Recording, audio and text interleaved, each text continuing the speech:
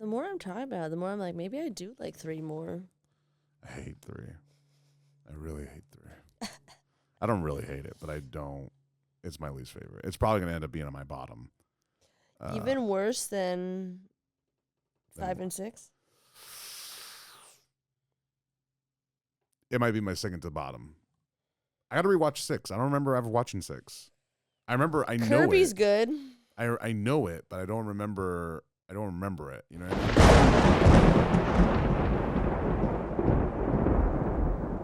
Hey, what's up, Hollywood slashers? Welcome to a whole new episode of the Horror Bin Podcast, your one spot to get your horror recommendations and reviews for all things horror. I'm your host, Julian Fernandez. With me, as always, my regular co-host with the mostest, it's Kelly McInerney. Hello. Happy to be here. Welcome back, Kelly. Thank you.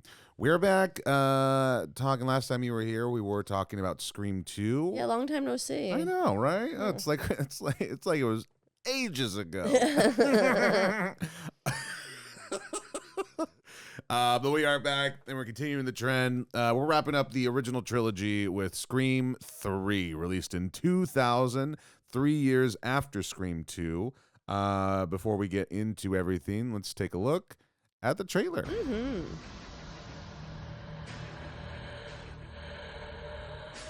Yeah, immediately I don't like this trailer. What is it? Just 3? Oh. Oh, yeah, I remember this. It's just like leaning into the trilogy. Hello? Hello. Do you like scary movies? Chapter 2 bends the rules. The body count is always bigger. Number 2, the death scenes are always much more elaborate. They weren't really. But in the finale, What do you know about trilogies? All I know about movie trilogies is that in the third one, all bets are off. forget the rules. Hello, Sydney. Welcome to the final act. Hello, Sydney. More terrifying than you know. Who is this? Do you want to have this conversation with a polygraph? Is that a threat? When it's a threat, you'll know. Kiss. Was that a threat? There is one secret that can never be revealed. So much more things for this one. Character can die. Trivia. So much angst. Master Wes Craven. Wes Craven. The music.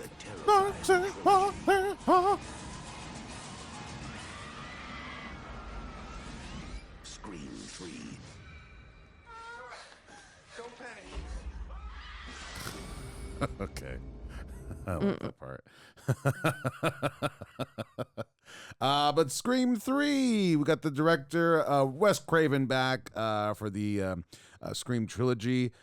Kevin Williamson and Aaron Kruger are writers on this one. And for those that don't know, while Sydney and her friends visit Hollywood...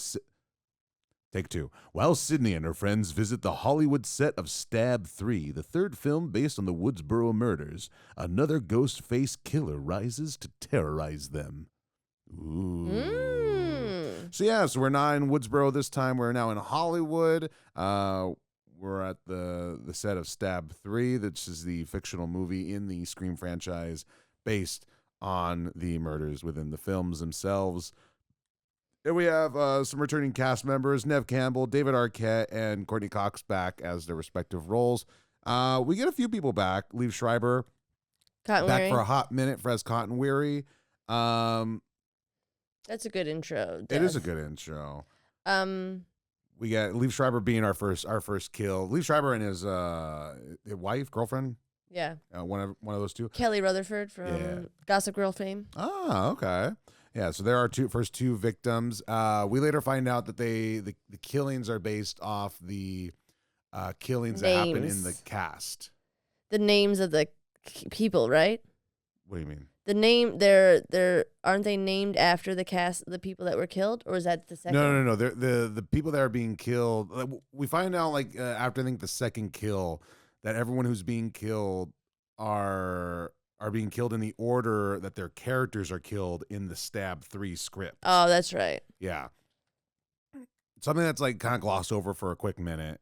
I think falls apart after the third kill, I think. Mm-hmm. I'm not entirely sure. But this is the trilogy, the third movie in the franchise. They do make a point to bring that So up. the second one is the one where they have the names of the people. Their names are similar to the people that died names. Remember they're writing it down? Oh, wait. Or was that this one? We watched Scream 2 and 3 the same night. They're blending together for I me. know it's all coming. It's all blending. They do that. They do that. They do. Boop. Because what were the? Isn't Patrick Dempsey writing that down? I thought it was. He's writing down. It's like Casey is one name. Right. Something else. It's like going in the order of. But who was Casey? Unless this was the first. Unless this was. I feel like that's Stream 2. the second one. That's Okay. got to be the second one. Because I do remember what you're talking about. I'm not disagreeing with you. But yeah, Okay. because Cece. Yeah. Because Cece, Rachel Michelle Gellar Yes, was okay, that- Cece. Jada Pinkett Smith character's name was Maureen. Okay, there we And go. then Omar Sorry. Epps' names, I think, was Phil. What was it? Phil Prescott or something? Yeah. Okay. Something like that. Yeah. But yeah. So Okay, so it's Scream two. 2 is when Sorry. when it's the name. I get what you mean now. Yeah, I was so confused, but I Sorry. Back to Scream 3. My get bad. it. Let's stay on this timeline. Yeah. But we do get Liev Schreiber in this. We get Patrick Dempsey as the detective. Great. He was cast the day before shoots that he had to memorize all those lines the day before. Really? Mm-hmm. Oh. Hired the day before. Well, he made me believe that he knew those lines. So I love that guy. yeah, he's a good guy. I think I was really introduced to him through like Grey's Anatomy. Like not that I watched it, but I knew that he was in it. Right. And right. he was he's Dr. McDreamy. Something like that. I've never watched it either. Stupid name. Yeah. Come at me, Grey's Anatomy heads. But seeing him in other stuff makes me realize, oh, this guy's good. This guy's really good. He started young. He was like an 80s guy. Really? Yeah. Oh, okay. I believe it. He's got that like I've been at this for a while kind of face. Yeah. Loved him in Enchanted. Yeah. I love this. Finally, there's a Love cop. him in Thanksgiving. Yeah. Yeah, love that there's a competent cop. Like finally it makes sense. I don't know. I feel like this one follows like a traditional horror like slasher movie like dynamic. Oh, the cop's gonna help out. Oh, like even the killer is like, oh, I'm your half brother.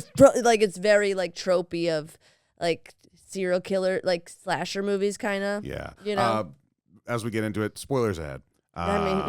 Came out 20 years ago. Eventually, one of these days, I'm just going to do an episode where we get to. All right, well, that's everything. Spoilers ahead, by the way.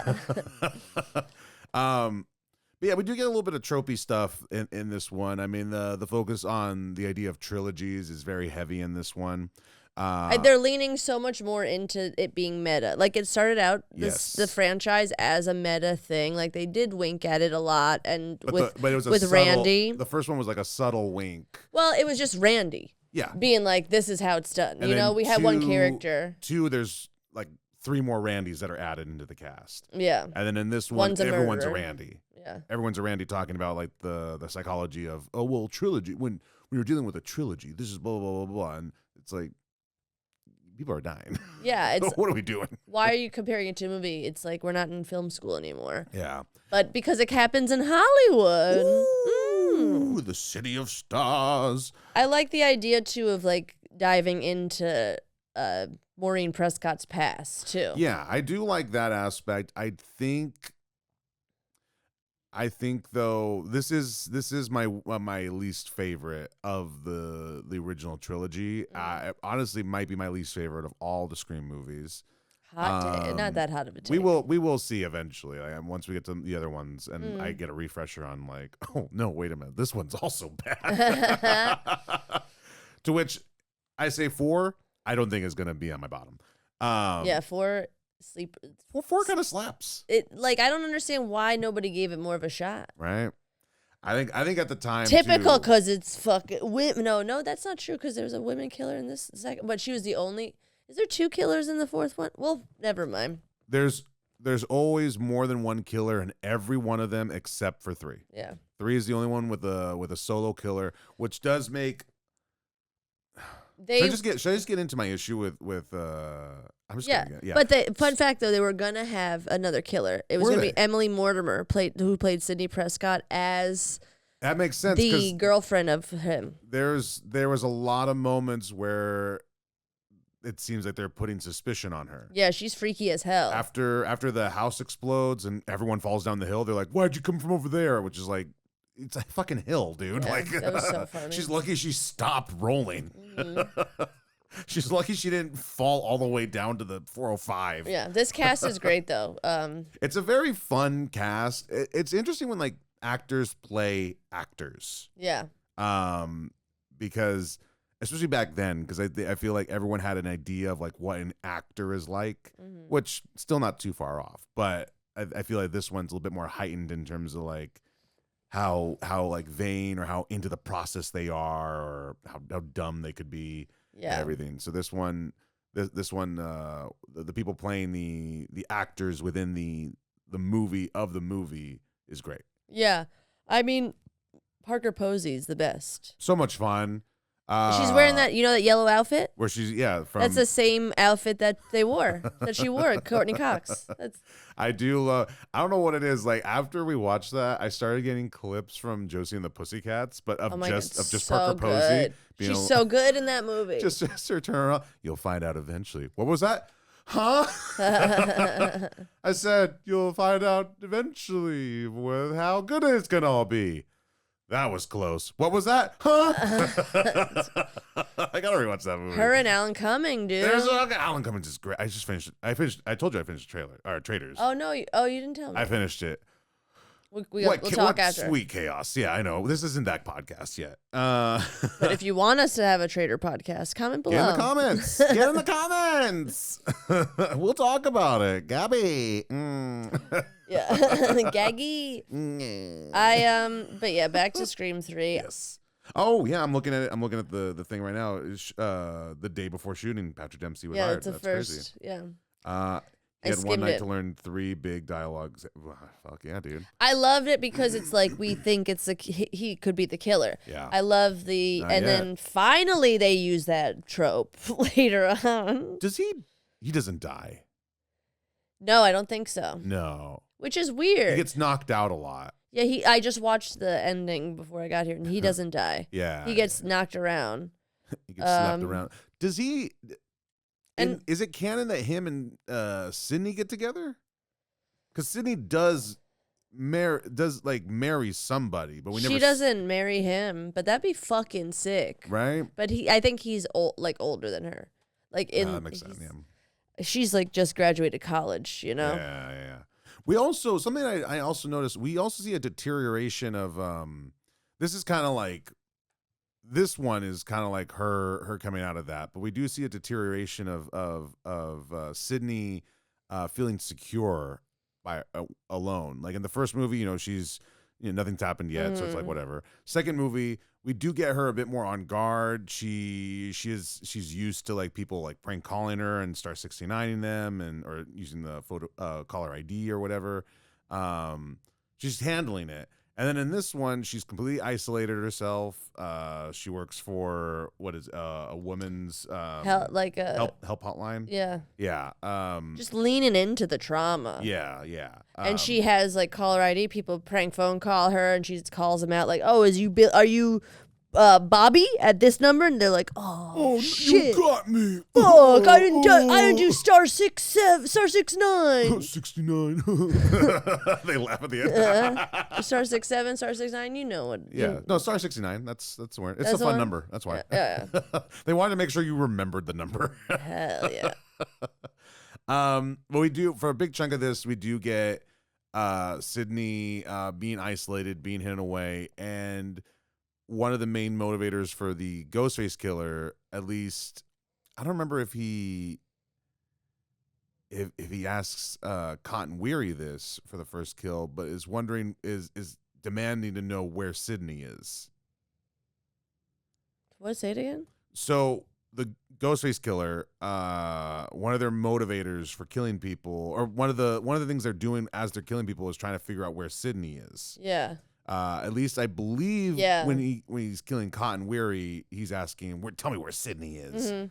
I don't think he knows. when he attacks Dewey and Gale, I believe. I'm pretty sure he's asking there, like, hey, where's Sydney? Mm-hmm. Then he finds her. How does he find her? She comes out. She comes to Hollywood. Oh yeah. She ends up. But he coming down. calls her. No, he calls her. Oh yeah, he does. Yeah, I just watched that scene. She's like, he called me. I'm safer here than. So that's why they thought. That's why I started thinking like, oh, would the detect they do this? This is something that they don't answer, but at the same time, it's a good like breadcrumb if you're paying attention. But it's a complete mislead because it doesn't even fucking matter. They never explain how he got that phone number. Yeah. But there is a part before that where the detective takes Dewey's phone and walks away with it. So maybe. And then it's after that scene that she gets a call. Maybe Scott Foley got the phone from the detective then? I don't know. Because he's just. Roman? Yeah, because Roman. The worst. Roman ends up being the killer, but he's just the director. He wouldn't have access to the phone. Yeah. So unless he weird. was interviewed, unless he interviewed with the cop after Dewey. Yeah, that is weird. I don't like that. So they never really explained that. One of my many issues with it, because I did notice it, like it was like that's a good breadcrumb to make you think it's the detective who's the killer, because he did take Dewey's phone, and Dewey does have Sydney's number. Right. So that makes sense. But it's never explained, like, how'd you get it? And it's just like, hey, movie that's magic. annoying. I would have laughed if, like, he's like, how'd you get my number? It's just like, movie magic. Yeah.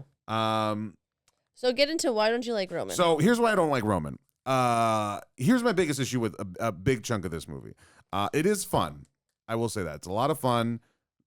There are parts that I know that you have issues with in this movie that I also agree with.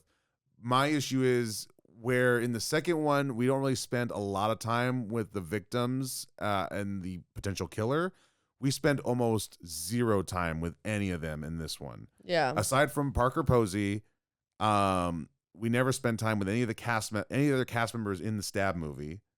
Roman is in 3 scenes, and they're scenes of him wrapping up a conversation. Oh, interesting. There's never a moment where he's lingering, like leveling like some kind of suspicion on him, or like Patrick Dempsey has more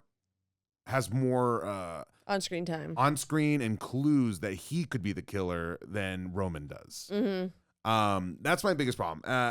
The fact that he's Maureen Prescott's bastard son and all this is kind of, it's very like, all right, that could have worked, but it's just the execution of the whole mystery of who is this new Ghostface. Yeah, I think was fumbled. Yeah, I'm with you. I don't think it's perfect or whatever, but I like the idea of him as a killer. I like having one too. Switch it up, you know. Yeah. And I like having it be. When we say switch it up, we don't mean add 3. Yeah. No, let us guess. Yeah. I liked. Because they kind of talked about was she ever talked about her being an actress beforehand in other things, Maureen Prescott, or no until this one? They bring it up like they already knew, there was already common information. So I'm not sure. Them. Yeah, I do like. I think. So I don't know if that's knowledge that we have as an audience before the movie.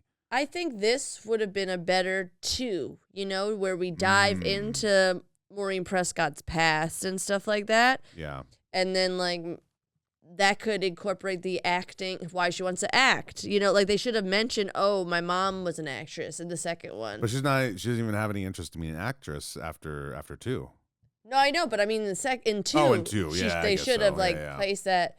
Because I like the idea of expanding upon, because the whole inciting incident of Scream, like the reason why Billy is the way he's doing everything. Is doing it because of the mom and because she died or whatever, you know, like. I also don't like the idea that Roman put it all in motion. Yeah. Like, because he explains at the end, like, oh, I'm the one who sent Billy that footage of your mom and his dad hooking up. Set him off. Yeah. I think that's a little bit silly too, because not everybody is gonna go, I'm gonna kill people. If it was literally like I'm your half brother and I've come I've come to finish the job or whatever. That would have been fine. Yeah, I don't need you to connect. I don't need him to connect. Don't connect to the murders of the other 2 movies. Yeah. Or even just one of them. I don't need that. But if he's connected in some way, that's fine. That's still fine. Yeah, and I liked it being the half sibling. I don't know. Maureen seems like a fucking bitch, though. This fucking slut, dog. Just like cheating on her husband, ignoring her son, like fucking dipping to Hollywood for like a hot minute, getting all these orgies, which we do learn about later. Like what the fuck? But I didn't mind him. I like the end too. I didn't like at the end though how he just died. Like it's very clear watching the finale, like the big scene at the big house. Yeah.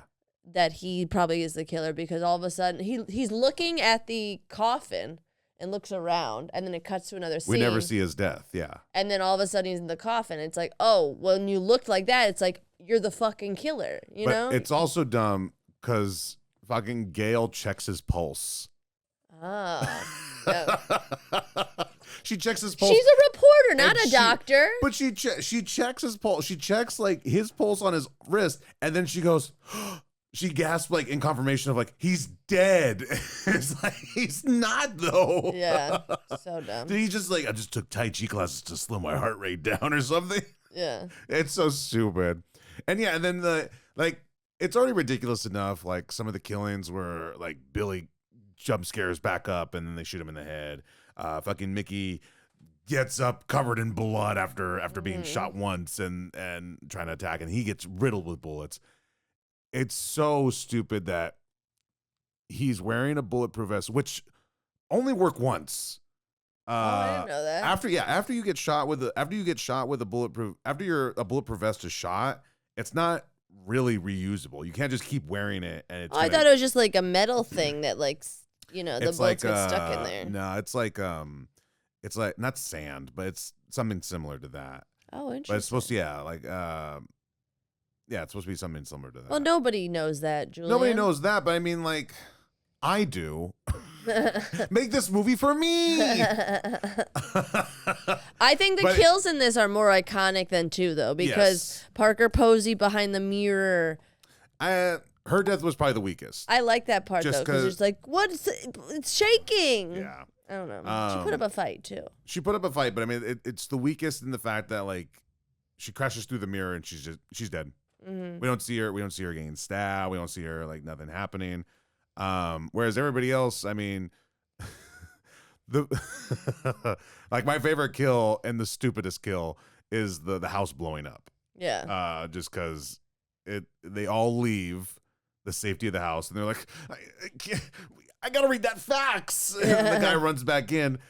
And then he doesn't think, let me just take this outside because there is light. Let me light this. It's a perfect thing. It's like whoever smells the gas. So funny. It's both the stupidest and the most hilarious. Who was that? Who? I don't know because we don't spend time with this cast. Yeah. I think he's supposed to be playing.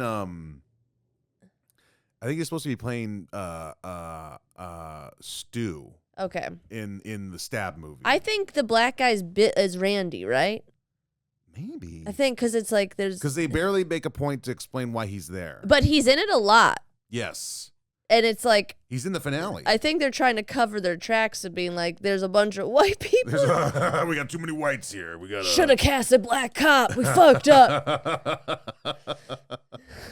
I'm just trying to see. But I think he plays the role. He's got to play the role of Randy. Yeah.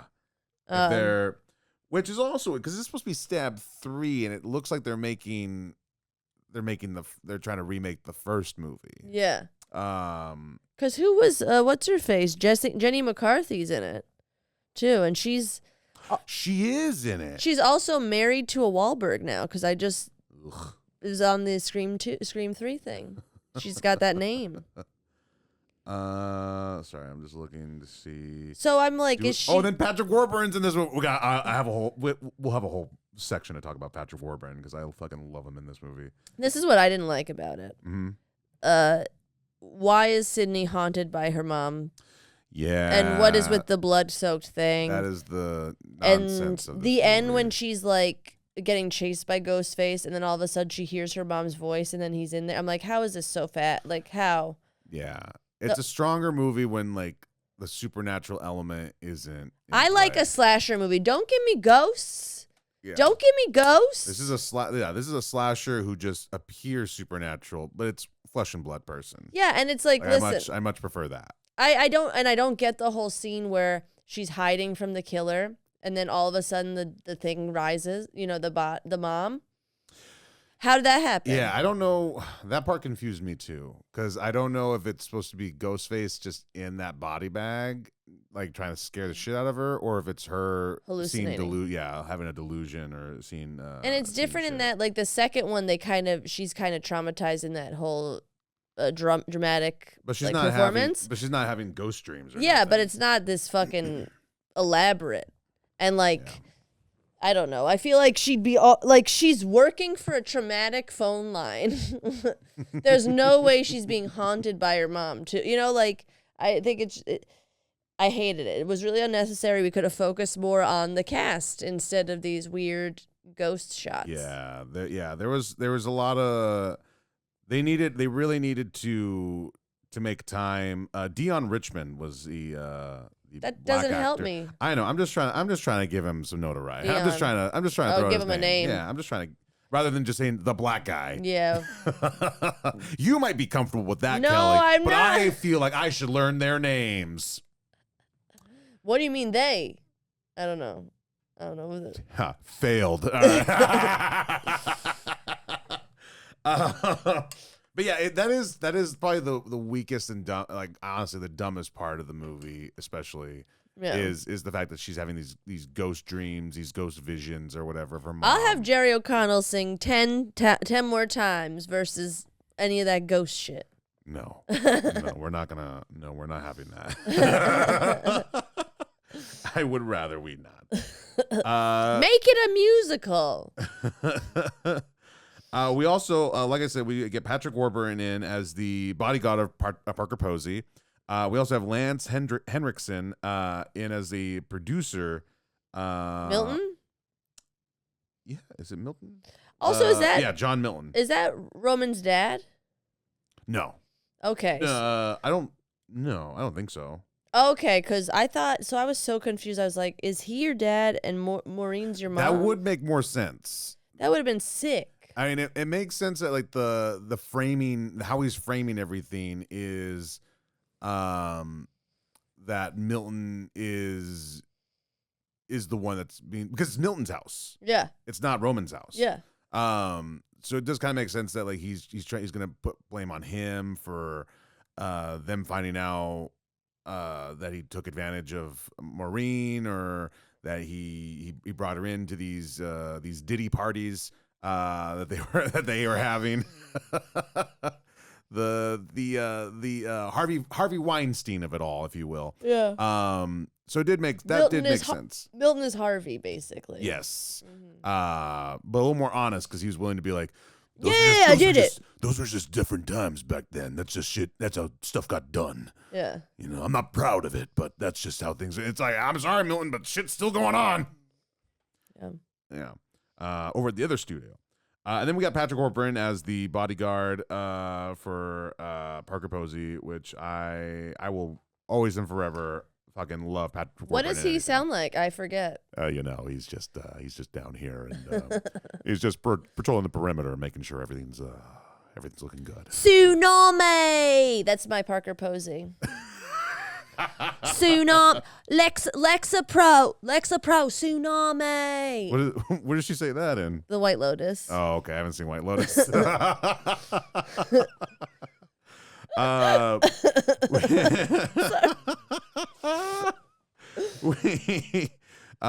We do get a veritable amount of killings in this one. Yeah, more fun deaths. More fun deaths. Why don't we like this one more than 2 though? That's the thing. It's the ghost stuff.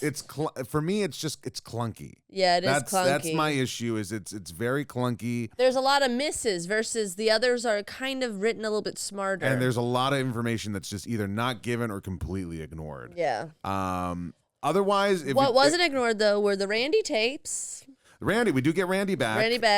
Randy, in all his meta wisdom, decides to make a tape explaining the rules of a trilogy. Do we remember what the rules are? No. Let me see. I mean, it was in that trailer that we watched. Yeah, Randy's trilogy rule. Let me see. I know the horror movie rules, but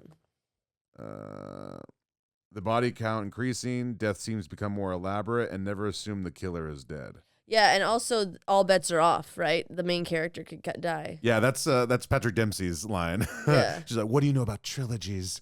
Well, the one thing I do know is in a trilogy, all bets are off. Yeah. It's like, oh, fuck you. You stay up all night learning that line, Patrick Dempsey? Yeah. He is so like almost the killer though, because there's one scene where he's talking about Hollywood. He's like, Hollywood just reminds me, just every time I think of Hollywood, I think of death. And he's telling this to Sydney, and she's like, what? And he's like, because I'm a homicide detective. Shut the fuck up, dude. Get the fuck out of here, Patrick Dempsey. I'd fuck him though. Yeah, I get that. Still, now too. We do get the off again relationship of Dewey and Gale, which is always fucking annoying, but it kind of mirrors their actual relationship in real life. I enjoyed it. Fun fact, they cut their honeymoon short to film this role. Really? Mm-hmm. Okay. At least they're committed. Yeah. That's good. Yeah, and then Dewey's hanging out with the Parker Posey character, helping her figure out the Gale character of it all, which is a little weird, Dewey. Yeah. Little What's clingy. up with that? A little too clingy. How did you feel about her bangs? I hated them. Okay, well then, second question: how do you feel? How did you feel about the meta? Because it feels like they're always doubling down on the meta-ness of it all. I feel like this one, especially with the cameo of Silent Bob and Jay and Silent Bob, I feel like they're really leading into it. Yeah, which. Granted, I believe this was a trade-off. It's Miramax, so that's Kevin Smith was. It is, but also because Wes Craven makes an appearance in Jay and Silent Bob Strike Back, as he's filming a Scream movie where the killer, you guessed it, is a chimpanzee. I love it. And it's like, really?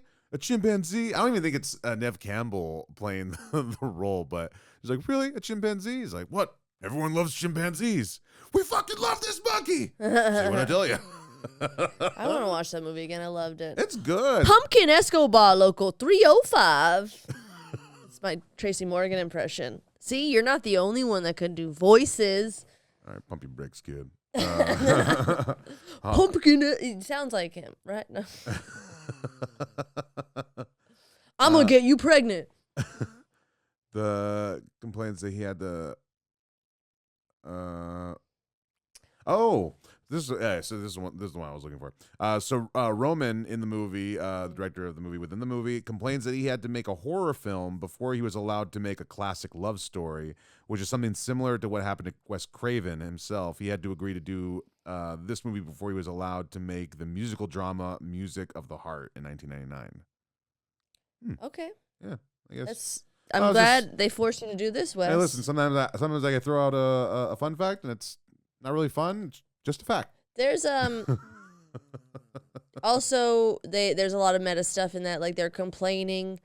What's her face? Jodie McCarthy's complaining that she's only in like 2 scenes or something in the script. Yeah, I think she's only in and 2 then she's only in 2 screens in the.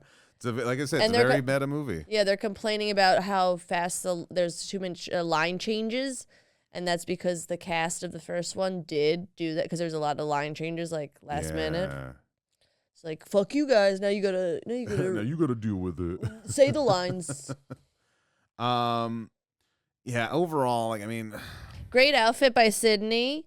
She's wearing a necklace that has the Greek letters of fucking Derek or whatever. I didn't notice that. I didn't either. I just looked it up on IMDb. Oh, okay. All in all, though, I mean, we did have more fun kills.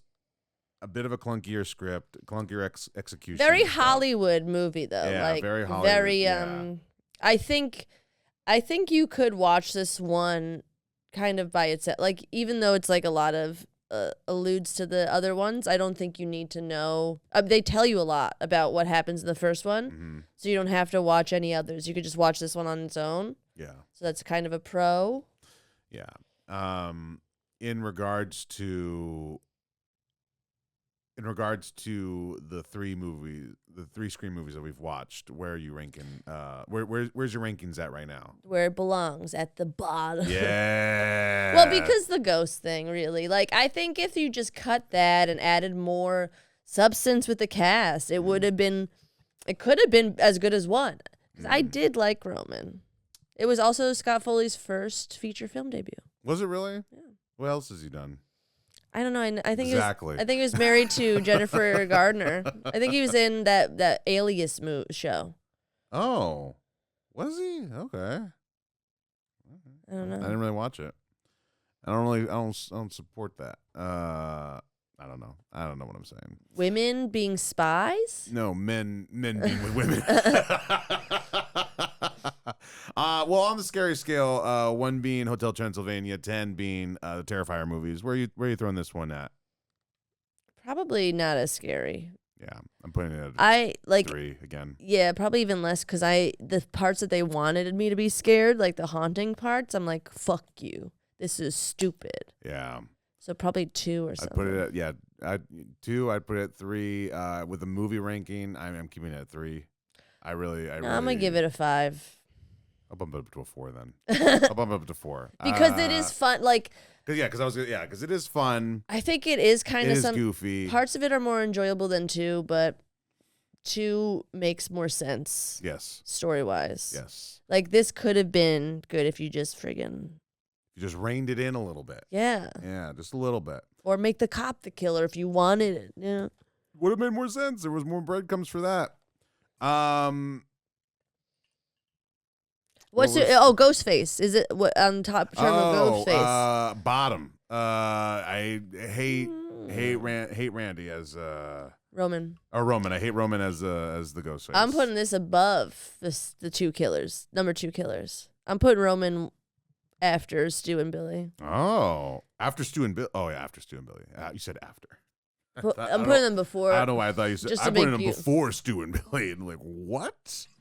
No, You're I mean insane. I can't because And you know what? I think a lot of people agree on my end here because 43% Rotten Tomatoes, 38% critic score or Damn. audience score. what a drop from the second one. Right. That's crazy because the second one isn't even that much better. I don't think. I mean, yeah, you disagree. I enjoy you disagree. I enjoy second. It's far your more than- favorite. Yeah. I enjoy it far more than it. Well, number 1's my favorite, but number 2 I enjoy far more than I enjoy number 3. Yeah. But I mean that's just where I land on that. You guys can make your own decision. I mean, when's the best time for anybody to watch 3? That I guess isn't in a Scream marathon. I feel like it's like Halloween time, of course, right? I mean, it's with it's stupid ghost, a Maureen. Yeah. So If you're looking for like a marathon of Hollywood movies, of just movies that take place in Hollywood, this is a fun one to watch. or like telling your like if you revealing to somebody, I got a brother. I got a half brother. just before you tell somebody, hey, we're half siblings, you show them this movie and you're like, hey, that us too. Yeah. You and me also. Me, yeah. Yeah. Ah. Yeah. Mhm. Yeah. Mom's a whore. I don't know what to tell you. Sorry. Ew. I also just want to know where Mr. Prescott is. We saw him in the first one and never see him again, you know? We see him in another one. We see him in 3, I think. This one that we just third one? I No, don't we see think him in so. 2. We see him in 2. I remember we see him again. We see him again. I remember we were watching one of they're blending together. But I remember we watched these movies, and at one point Sydney is talking to her dad, and then we both commented, "Where has he been?" Oh yeah. I think it was the second one. Probably, because I can't imagine he's in this one really. Hey, Dad, you know Mom was a whore? Oh, Have yeah. that conversation instead of a ghost. Well, honey, I'm a bit of a cuck. That's what we find out. This whole time it's just been like, no, this has all been consensual affairs. Actually, I was on board. I'm still real. Don't worry, we fucked to have you. You're yeah. You're good. You owe us. Your life, literally. Yeah. But yeah, not my favorite Scream movie. But you guys make your own decision on that. Give it a watch. Let us know what you think. You agree? You disagree? Let us know. Let us know in the comments. Tell us about it. Please. Yeah, Tell please. us. Agree with me, please, somebody. But Kelly, thank you as always for being on. Always a delight. You got your camera right here. You got your microphone right there. Let the people know where you are, where they can find you, what you got going on. Sure. You can find me on the internet at Kelly McInerney. Comedy Bingo in LA if you're around. And just keep checking my social. I'm doing a bunch of shows in like Lake Tahoe and stuff in April and going to somewhere in San Diego. I heard that. Yeah. Yeah.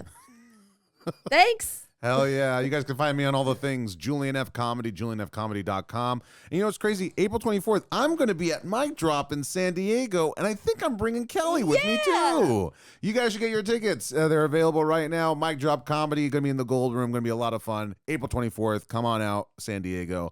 You guys can also follow this podcast on all the things at Horror Bin Pod. On everything. Make sure to like, share, subscribe. Let's get the funding we need to get this project off the ground and into. Let's make a movie. Let's make a movie. Stupid. But Kelly, thank you as always for being on. Always appreciate it. And like we say at the end of every episode, Tsunami. good enough for me. Bye.